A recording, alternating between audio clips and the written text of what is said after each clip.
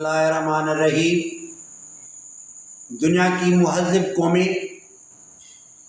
ماضی کی فانوس سے مستقبل کی راہیں عبور کرتی ہیں اور اپنے مستقبل کے لیے ایسا لائے عمل تیار کرتے ہیں جو اپنے آنے والے نسل کے لیے ایک روشنی، رہبری اور ترقی کا ایک زندہ اور جاوید مثال ہو۔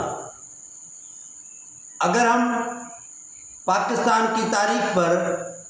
اپنی نظر رکھیں گے تو ہمیں یہ نظر آئے گا کہ یہ جو ہمارا ملک ہے جو بنا اور شہنشاہ ایران پاکستان اتنی ترقی میں تھا، ایران کا شہنشاہ ہر 2 ماہ کے بعد پاکستان کا دورہ کرتا تھا اور پاکستان میں آ کر یہاں کی ترقی کو دیکھ کر ان کو بہت یہ اعتراف کرنا پڑتا تھا کہ پاکستان ایسے ہاتھوں میں ہے جو اپنی ترقی اور معراج کی طرف تیزی سے جا رہا ہے۔ یہ ہوا کہ فلسطین کی آزادی، حریت اور عالمی سطح پر اس کو آزاد کی حیثیت دلانے کے لیے پاکستان نے اپنا ایسا موقف اختیار کیا کہ آزادی فلسطینیوں کا حق ہے۔ اس وقت اور اب یہ پوزیشن ہوئی ہے کہ فلسطین مکمل طور پر اسرائیلیوں کے ہاتھوں سے کھنڈرات بن چکا ہے، معصوم بچے شہید ہو گئے، ہزاروں لوگ وہاں پہ شہید ہوئے، ان کا مستقبل اب فلسطین کا کچھ ہی نہیں رہا۔ یہ بھی پاکستان کا عروج کا ٹائم تھا جب 1970 میں پاکستان سعودی عرب کو زکوٰۃ اور امداد دیتا تھا۔ پاکستان سعودی کو امداد اور زکوٰۃ دیتا تھا اور وہ عرب خانے کعبہ میں جا کر پاکستان کی خوشحالی اور ترقی کے لیے دعائیں مانگتے تھے۔ لیکن آج یہ پوزیشن ہے کہ سعودی عرب کا 1 ریال پاکستان کے 80 سے 85 روپے تک پہنچ چکا ہے اور پاکستان کی currency inflation rate, devaluation اتنی پستی پہ جا چکی ہے کہ عالمی سطح پر اب روپے کی کوئی بھی اہمیت نہیں رہی۔ پاکستان کی خارجہ پالیسی کوئی نہیں رہی، پاکستان کی عالمی سطح پر کوئی ٹریڈ اور کامرس میں اچھا رول نہیں رہا۔ عالمی سطح پر پاکستان نے بہت کھویا ہے، بہت نقصان پایا ہے۔ یہ بھی وقت تھا، یہ بھی پاکستان کا وقت تھا جب 1970 میں یونائٹڈ عرب امارات کے شیخ زید بن ال-نہیان جب پاکستان کے دورے پہ آئے تھے تو راولپنڈی میں اس کا کمشنر نے استقبال کیا تھا۔ کوئی بھی وزیر UAE کے فرما روا کے استقبال میں راولپنڈی کے استقبال کے لیے نہیں گیا، کوئی منسٹر نہیں گیا، فقط ایک پنڈی کا کمشنر گیا جو اس نے اس کا استقبال کیا۔ ملیشیا اور انڈونیشیا میں جو امیر ترین لوگ رہتے تھے ان کے بچے پاکستان میں آ کر یہاں تعلیم حاصل کرتے تھے۔ اس کا مقصد ہوا کہ ملیشیا اور انڈونیشیا کے اشرافیہ لوگوں کے امیر ترین جو لوگ ہیں ان کے بچے یہاں پر آ کر پاکستان میں تعلیم حاصل کرتے تھے۔ اس وقت پاکستان کی تعلیم کا ریٹ، تعلیم کی پوزیشن اس معیار کی تھی، اس پوزیشن کی تھی کہ وہاں کے لوگ مجبور ہو کر یہاں پہ آتے تھے۔ اور ملیشیا کا آئین بھی پاکستان کے وکیلوں نے بنایا تھا، اور یہ ترقی کا زمانہ تھا پاکستان کا، اور جب پاکستان نے یہ ترقی کی تو آپ نے دیکھا کہ 1961 میں جب جنرل ایوب امریکہ کے دورے پہ گئے تو امریکہ میں جان ایف کینیڈی امریکہ کا صدر اپنی ساری کابینہ کے ساتھ اس کا استقبال کرنے کے لیے ایئرپورٹ پر پہنچے، اور ساری کابینہ نے جان ایف کینیڈی کے ساتھ ساتھ صدر ایوب پاکستان کے صدر کا استقبال کیا، اور فلک شگاف پاکستان کے حق میں نعرے لگائے، ویلکم ویلکم، پاکستان کے صدر کے حق میں ویلکم کہا گیا، اور جنرل ایوب ایک کھلی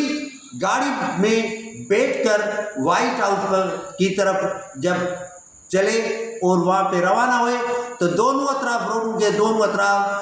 امریکی عوام گلدستے اور گل ان کی جو پھول ان کے ہاتھوں میں تھے وہ جنرل ایوب پر نشاور کر رہے تھے۔ یہ کیا ہو گیا پاکستان کی پوزیشن؟ جب یہ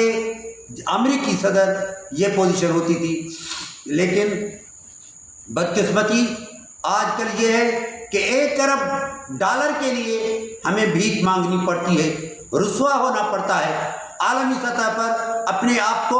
گرانا پڑتا ہے، اور لوگوں کو یہ بتانا پڑتا ہے کہ ہماری معیشت، ہماری اخراجات، ہماری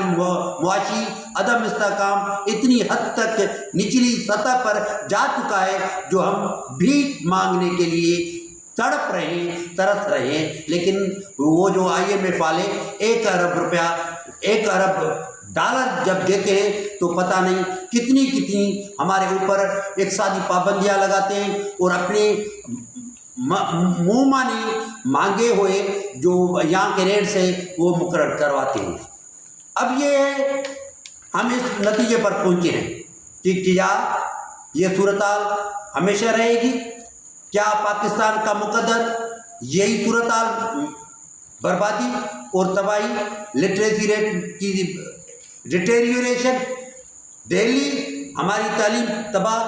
صحت تباہ، اخلاقی اقدار تباہ، سماجی سوشل پوزیشن تباہ، کیا ہمارا یہ مقدر ہے؟ نہیں۔ پھر کیا کرنا چاہیے؟ ہمیں کیا کرنا چاہیے کہ ہم اچھی پوزیشن پہ آ سکیں؟ میرے پاس کچھ تجاویز ہیں، اس پر عمل کریں گے تو انشاءاللہ ہم اپنے مقاصد میں بہتری کی طرف جا سکتے ہیں۔ پہلا یہ ہے کہ ہم اس ملک میں یہ طے کریں کہ پاکستان کا جو بھی وزیر اعظم بنے گا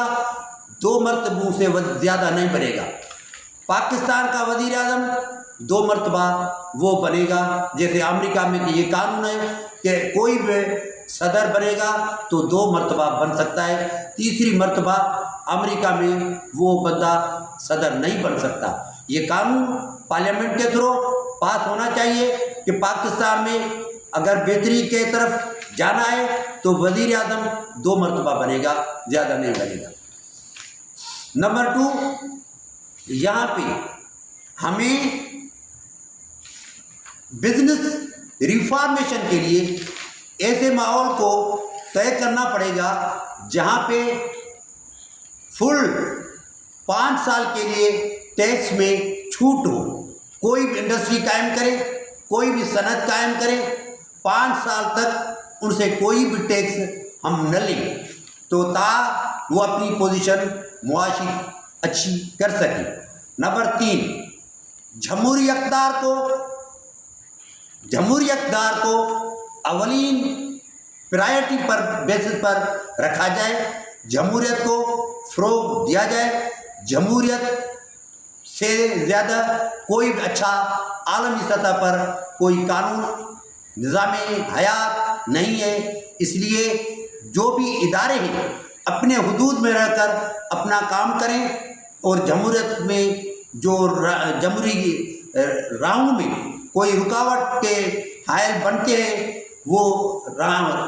رکاوٹیں ختم کی جائیں اور جمہوریت کو فروغ دیا جائے۔ نمبر 4 یہ ہے کہ ہمیں پلاننگ پر، جو فیملی پلاننگ ہے اس پر توجہ دینی پڑے گی، برتھ ریٹ پر کنٹرول کرنا پڑے گا کہ ہماری آبادی جو تیزی سے بڑھ رہی ہے اس کو کیسے کنٹرول کیا جائے، اس لیے کہ ہماری دھرتی پر ہمارے وسائل محدود ہیں، پانی کے ذخائر محدود ہیں، معاشی وسائل کم ہیں، یہاں پہ گیس کا مسئلہ، پانی کا مسئلہ، بجلی کا مسئلہ، روزگار کا مسئلہ، یہ جو سارے مسائل ہیں ان کا علاج یہ ہے کہ ہمیں آبادی پر کنٹرول کرنا پڑے گا کہ ہماری آبادی جو ہے وہ حدود میں رہے، اور 30 سال تک نوجوانوں کو ہنرمند بنایا جائے گا۔ ہنرمند جب یہ نوجوان بنیں گے تو اپنے ملک میں تو ترقی کریں گے، ملک کو تو ترقی دلائیں گے، لیکن اوورسیز میں، کویت میں، اردن میں،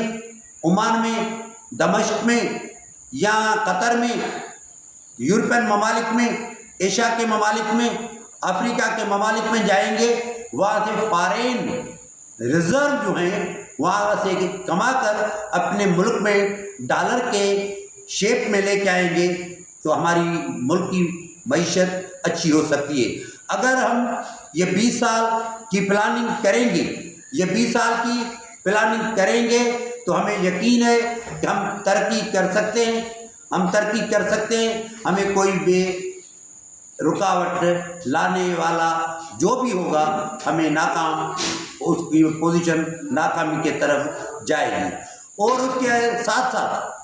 ایک بات لاسٹ مجھے یہ کہنی ہے کہ جو بھی وزیر اعظم یا جس کی بھی گورنمنٹ آئے تو وہ ایسی پالیسی بنائے جس کی پالیسی 20 سال تک چل سکے۔ اس کے اگر ایک وزیر اعظم ہے، اگر اس کی گورنمنٹ ختم ہو جاتی ہے لیکن اس کی پالیسی جو 20 سال تک جو لانگ ٹرم پالیسیز ہیں جو بنائی جاتی ہیں، جو بھی نیا وزیر اعظم آئے اس پالیسیز کو کنٹینیو کرے، اس پالیسیز کو منقطع نہ کرے، ڈسکنیکٹ نہ کرے، تاکہ ملک ترقی کر سکے۔ میں یہ گزارشات آپ کی خدمت میں کرنا چاہتا تھا۔ مجھے امید ہے کہ اگر اس عمل کرنے سے ہمارا ملک جو پہلے اچھی پوزیشن میں تھا اس پوزیشن میں آ سکتا ہے۔ مہربانی ساتھ۔